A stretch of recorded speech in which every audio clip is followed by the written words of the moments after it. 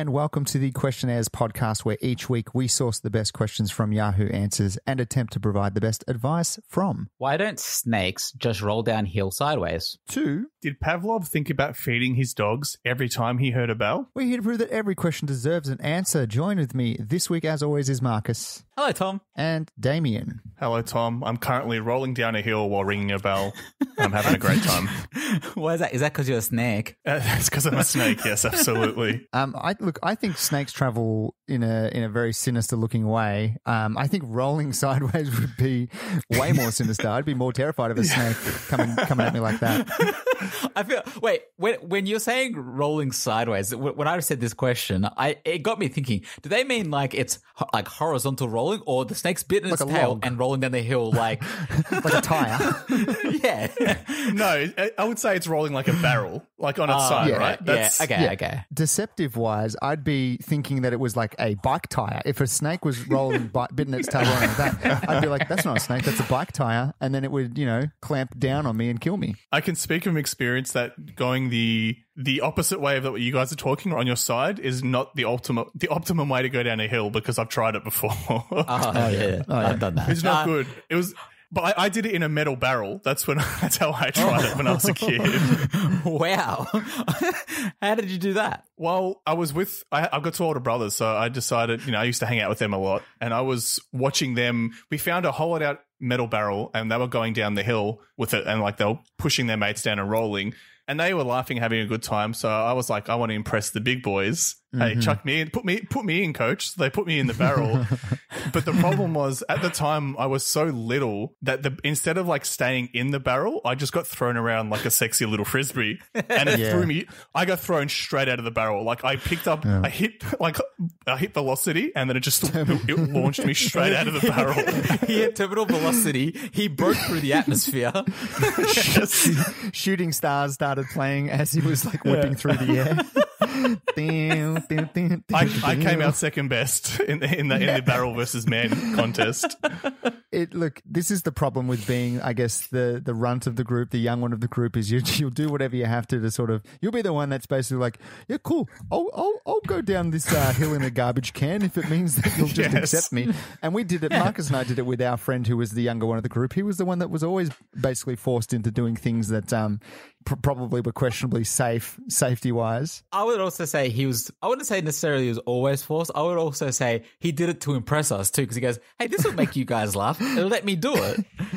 Look at you shifting the blame to him, saying like he did it himself, but it's like the reason why he wanted to do it was to impress us. This is you basically not admitting it was because of you. How's it all going, boys? Were you doing well?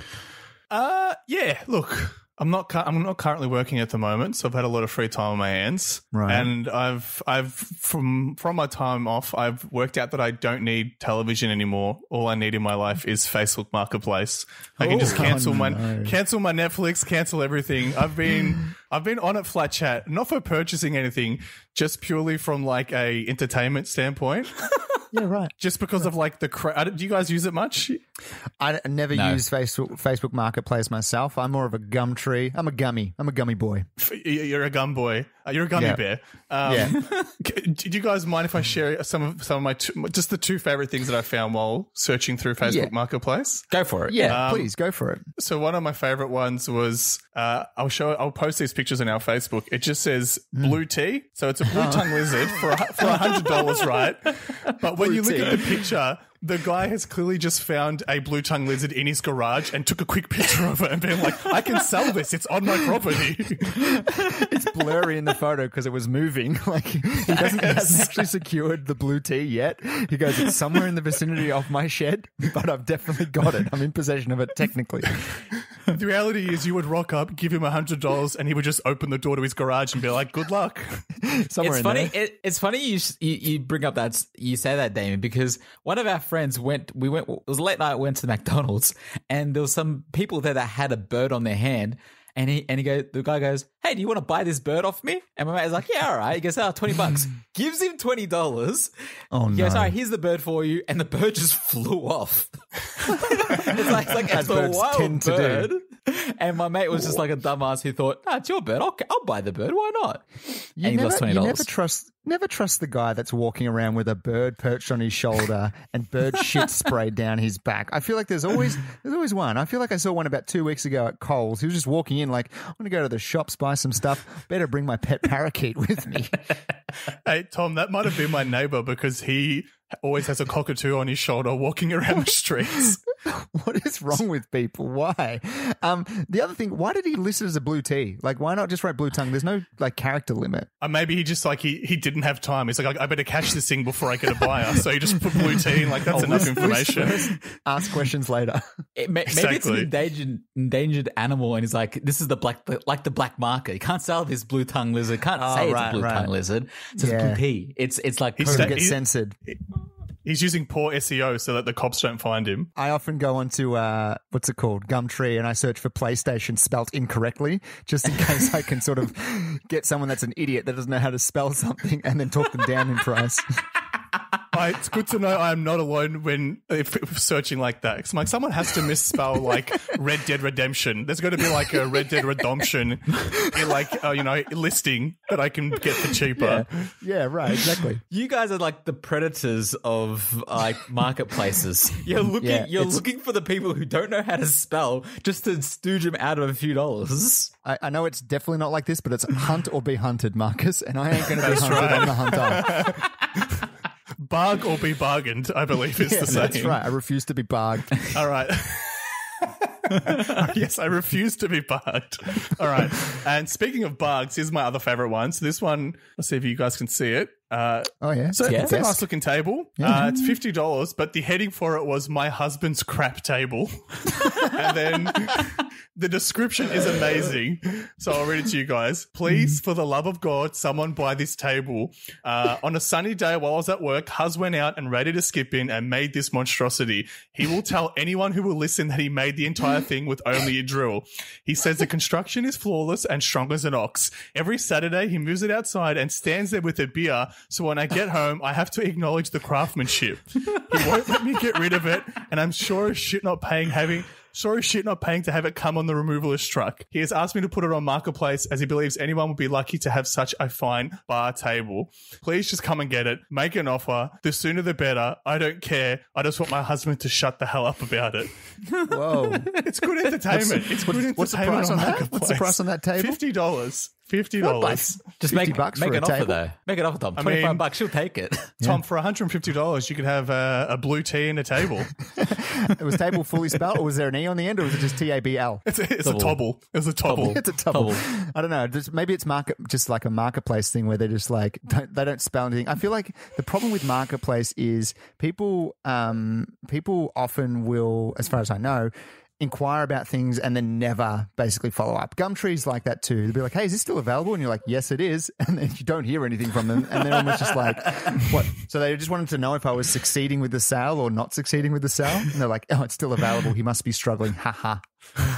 I got to admit, not that I go on Gumtree, but I've done that before to people where I'm like, oh, do I really want it? I'm like, is it still available? And they come back going, yeah, it's still available. I'm like, you know what? I don't want it anymore. Damn, I was hoping it wasn't, so I wouldn't buy it. Yeah. I wanted to ask you guys, have you ever made anything and tried to sell it on Gumtree? Like, I don't think that table was that bad, to be honest, but is that something you've done? The one thing that we did do, like when I was younger, I didn't do it. My neighbor did it. Not Marcus, the other neighbor, was he had a Guitar Hero guitar that he had spray painted green, like he'd given it a custom paint job, and he wanted to get rid of it. So I'm like, oh well, I'll help you sell it on Gumtree. So I listed it on Gumtree as like a custom Guitar Hero guitar. It was like this bright green guitar, and it's like, so I mean, it's not made from scratch, but it was customized, and someone bought it. So looks like Shrek's dick. Yeah, it looks like it's Shrek's shredding guitar. Yeah, I think if you can frame it in a way that is you can make it appealing. Like I was wondering, the only thing I made. Did you guys do woodworking in high school? Like, were you making stuff? I made like a chair. How did you guys go? I did it right. Any good? It's usually like stick to the brief and then just follow the instructions and try not to cut your hand off. Yeah, I was no good. I was one of those ones who would steal other people's work and trick our teacher into thinking it's mine and giving me a B. It worked well. It worked great. Me too. This table got me thinking about, I don't know if you remember doing this, Marcus, in wood class. We made pencil cases. Do you remember that? Yep. I used that for a while. I was going through all my stuff in my house and I found my one. And apparently, I didn't remember this, but I made a 50-cent themed pencil case in my woodwork class. No. All right, can we clarify? This is not a 50-cent piece. This is 50 cents that you're talking about. This is 50 Cent the rapper. I mean, apparently, as a 13-year-old middle-class white kid, I really identified with his mantra of get rich or die trying, that I needed to put it on a pencil case. I'm going to drill bullet holes into it too. That'll be really cool. Yes. And the worst part is I have a picture of him on the pencil case, like with his top off and like a do-rag. And I'm like, what was it? Like, this is the most embarrassing thing I've ever done in my life. Wow. It was at that point your parents were like, wait, they were questioning whether you. Is Damien okay? We did bigger things. I made a chair, not a pencil case. Like, I don't know about you, but making wood, like woodworking classes, you got to be making like structural things. You got to be making ornamental tables and things like that. Yeah. I feel like our stuff that we built was when we were like year 7, year 8, where it was just like, we don't trust you with the bigger things. You have a pencil case. Sure. Yeah. Look, I've accepted at the age of 29 that I'm not handy and I'm not much of a man. So that's, we can't do much about that. Leave it to the builders to build and leave it to us to do question answering. How about that, Damien? Yes. Exactly. Yes. That sounds great. Let's get into it, Tom. Let's tackle what we can handle, which is answering questions from the website. Yahoo Answers what we do each and every week. We find questions from the website and try to provide advice to these people and help them on their way. That is how the show works. The other thing we do is we choose a theme for each week to name the question askers, and it is Marcus's theme. Mine. It is my theme this week. And I thought usually when we choose themes, we usually just find something on in the internet and whatnot, and we read it out. But this time I thought we'd go multimedia a little bit. All right. Oh, so I'm going to play something, and this is the theme. All right. Okay. You ready? All right. Let's hear it. Tell me if you can hear it. Okay. What the rock is cooking. What is the rock cooking? That is what I want to know. It's just all it is. That's all I want to know. What's the rock cooking? What is the rock cooking? All right, cool. And you know what? Cool. It's up to you. You guys can take it as you want to play it, but yeah. I'm going to go first then with this one because I know exactly what the rock is cooking. He's got quite a big physique. I would assume he's cooking lots and lots of lean chicken for that protein. So this is going to come from Lean Chicken. Lean Chicken writes in, unwarranted, unsolicited opinions from a person. Would you cut that person off? For the past several years, I've dealt with someone who is always giving unwanted opinions. Unsolicited, meaning never do I ask this person for their thoughts, advice, input, etc. I've continually expressed dislike over their actions, yet they keep doing it, leading to fights each and every time. Examples would be some of the things they say, such as, your hair color is too dark, it makes you look older. The dress you're wearing is too busy with patterns. You should not have named your baby what you did. It does not roll off the tongue easily. Time and time again, I get fed up with this person, and my response is usually, I didn't ask you. Chronic personal attacks, insults, critique, and complaints about everything in general. I'm an adult. I know where I want to go in life and what I want to do. I don't need constant guidance or critique like I'm a small child. Lean Chicken. Lean Chicken's dealing with a mean chicken by the sound of it. Sounds like it. Definitely sounds like it. I tend to agree with Lean Chicken here on this, and I think nobody really likes that sort of advice being thrown their way, and or criticisms, I guess. And I guess there's two ways of thinking about it, in my eyes anyway.